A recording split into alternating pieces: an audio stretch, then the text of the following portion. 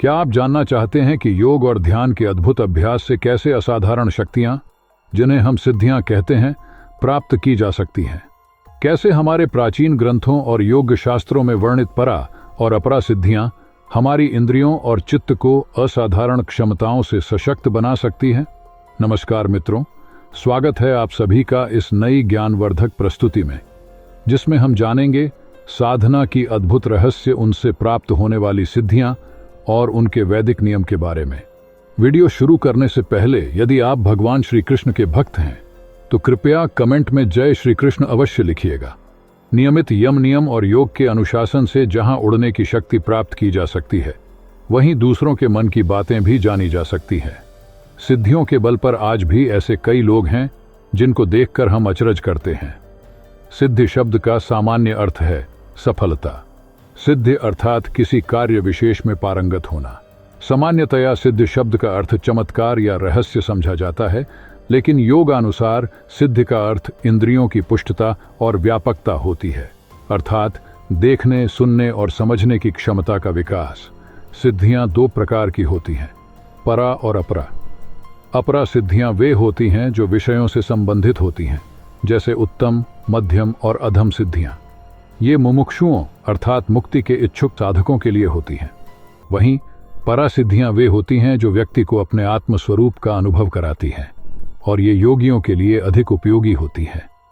परा सिद्धियां योग और आत्मा के उच्चतम अनुभव से जुड़ी होती हैं।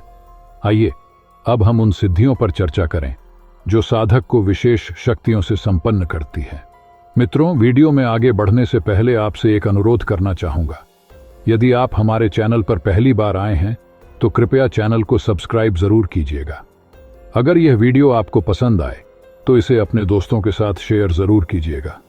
शास्त्रों में विभिन्न प्रकार की सिद्धियों का वर्णन मिलता है, जो धारणा, योगाभ्यास, मंत्र साधना और गुरु कृपा के माध्यम से प्राप्त की जा सकती है।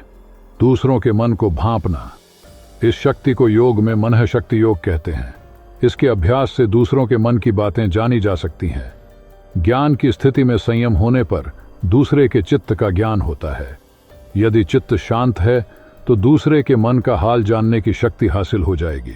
ज्ञान की स्थिति में संयम का अर्थ है कि जो भी सोचा या समझा जा रहा है उसमें साक्षी रहने की स्थिति। ध्यान से देखने और सुनने की क्षमता बढ़ाएंगे तो सामने वाले के मन की आवाज भी सुनाई देगी। इसके लिए नियमित अभ्यास की आवश्यकता है। उड़ने की शक्ति। योग द्वारा प्रथम 3 माह तक लगातार ध्यान करते हुए शरीर और आकाश के संबंध में संयम करने से लघु अर्थात हल्की रुई जैसे पदार्थ की धारणा से आकाश में गमन करने की शक्ति प्राप्त हो जाती है। इस शक्ति को हासिल करने के लिए यम और नियम का पालन करना जरूरी है। साथ ही संयमित भोजन, वार्तालाप, विचार और भाव पर ध्यान देना अत्यंत जरूरी होता है। अंतर ध्यान शक्ति, इसे आप गायब होने की शक्ति भी कह सकते हैं। योग अनुसार कायागत रूप पर संयम करने से योगी अंतर ध्यान हो जाता है। फिर कोई उक्त योगी के शब्द, स्पर्श, गंध, रूप, रस को जान नहीं सकता। संयम करने का अर्थ होता है काबू में करना हर उस शक्ति को जो अपने मन से उपजती है। यदि यह कल्पना लगातार की जाए कि मैं लोगों को दिखाई नहीं दे रहा हूं, तो यह संभव होने लगेगा। कल्पना यह भी की जा सकती है कि मेरा शरीर पारदर्शी कांच के समान बन गया है या उसे सूक्ष्म शरीर ने ढांक लिया है। यह धारणा की शक्ति का खेल है। भगवान शंकर कहते हैं कि कल्पना से कुछ भी हासिल किया जा सकता है। कल्पना की शक्ति को पहचानें। कपाल सिद्धि, सूक्ष्म जगत को देखने की सिद्धि को कपाल सिद्धि योग कहते हैं। कपाल की ज्योति में संयम करने से योगी को सिद्ध गणों के दर्शन होते हैं। मस्तक के भीतर कपाल के नीचे एक छिद्र है, उसे ब्रह्मरंध्र कहते हैं। ब्रह्मरंध्र के जागृत होने से व्यक्ति में सूक्ष्म जगत को देखने की क्षमता आ जाती है। हालांकि आत्मसम्मोहन योग के द्वारा भी ऐसा किया जा सकता है, बस जरूरत है तो नियमित प्राणायाम और ध्यान की। दोनों को नियमित करते रहने से साक्षी भाव गहराता जाएगा, तब स्थिर चित्त से ही सूक्ष्म जगत देखने की क्षमता हासिल की जा सकती है। प्रतिभ शक्ति। प्रतिभ में संयम करने से योगी को संपूर्ण ज्ञान की प्राप्ति होती है। ध्यान या योगाभ्यास करते समय भ्रुकुटी के मध्य तेजोमय तारा नजर आता है, उसे प्रतिभ कहते हैं। इसके सिद्ध होने से व्यक्ति को अतीत, अनागत, विप्रकृष्ट और सूक्ष्माति सूक्ष्म पदार्थों का ज्ञान हो जाता है। निरोध परिणाम सिद्ध। इंद्रिय संस्कारों का निरोध कर उस पर संयम करने से निरोध परिणाम सिद्धि प्राप्त होती है। यह योग साधक या सिद्धि प्राप्त करने के इच्छुक के लिए जरूरी है, अन्यथा आगे नहीं बढ़ा जा सकता। निरोध परिणाम सिद्धि प्राप्ति का अर्थ है कि अब आपके चित्त में चंचलता नहीं रही। निश्चल अकंप चित्त में ही सिद्धियों का अवतरण होता है। इसके लिए अपने विचारों और श्वासों पर लगातार ध्यान रखें। विचारों को देखते रहने से वह कम होने लगते हैं। विचार शून्य मनुष्य ही स्थिर चित्त होता है। जाति स्मरण का प्रयोग, इसे पूर्व जन्म ज्ञान सिद्ध योग कहते हैं। जैन धर्म में इसे जाति स्मरण कहते हैं। इसका अभ्यास करने या चित्त में स्थित संस्कारों पर संयम करने से पूर्व जन्म का ज्ञान होने लगता है। आत्मबल की शक्ति, योग साधना करें या जीवन का और कोई कर्म, आत्मबल का सुदृढ़ होना जरूरी है, तभी हर कार्य में आसानी से सफलता मिल सकती है। यम नियम के अलावा मैत्री, मुदिता, करुणा और उपेक्षा आदि पर संयम करने से आत्मबल की शक्ति प्राप्त होती है। बलशाली शरीर, आसनों के करने से शरीर तो पुष्ट होता ही है, साथ ही प्राणायाम के अभ्यास से वह बलशाली बनता है। बल में संयम करने से व्यक्ति बलशाली हो जाता है। बलशाली अर्थात जैसे भी बल की कामना करे वैसा बल उस वक्त प्राप्त हो जाता है। जैसे कि उसे हाथी के बल की आवश्यकता है तो वह प्राप्त हो जाएगा। योग के आसन करते करते यह शक्ति प्राप्त होती है। सोच से संचालित होने वाली इस शक्ति को बल संयम कहते हैं। उपवास योगा सिद्धि, कंठ के कूप में संयम करने पर भूख और प्यास की निवृत्ति हो जाती है। कंठ की कूर्म नाड़ी में संयम करने पर स्थिरता व अनाहार सिद्धि होती है। कंठकूप में कच्छप आकृति की एक नाड़ी है, उसको कूर्म नाड़ी कहते हैं। कंठ के छिद्र जिसके माध्यम से पेट में वायु और आहार आदि जाते हैं उसे कंठकूप कहते हैं। कंठ के इस कूप और नाड़ी के कारण ही भूख और प्यास का एहसास होता है। इस कंठ के कूप में संयम प्राप्त करने के लिए शुरुआत में प्रतिदिन प्राणायाम और भौतिक उपवास का अभ्यास करना जरूरी है। उदान शक्ति, उदान वायु के जीतने पर योगी को जल, कीचड़ और कंकड़ तथा कांटे आदि पदार्थों का स्पर्श नहीं होता है और मृत्यु भी वश में हो जाती है। कंठ से लेकर सिर तक जो व्यापक है वही उदान वायु है। प्राणायाम द्वारा इस वायु को साधकर यह सिद्धि प्राप्त की जा सकती है। कर्म सिद्धि, सोपक्रम और निरपक्रम, इन दो तरह के कर्मों पर संयम से मृत्यु का ज्ञान हो जाता है।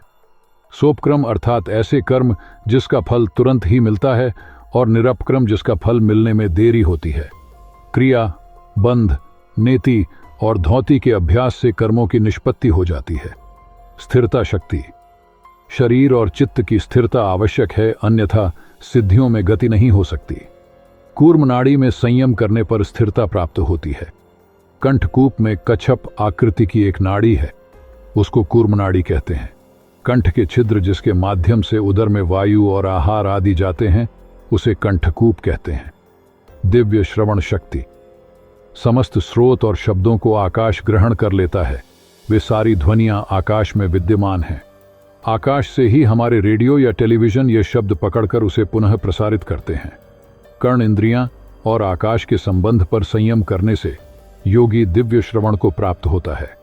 अर्थात यदि हम लगातार ध्यान करते हुए अपने आसपास की ध्वनि को सुनने की क्षमता बढ़ाते जाएं और सूक्ष्म आयाम की ध्वनियों को सुनने का प्रयास करें तो योग और टेलीपैथिक विद्या द्वारा यह सिद्धि प्राप्त की जा सकती है।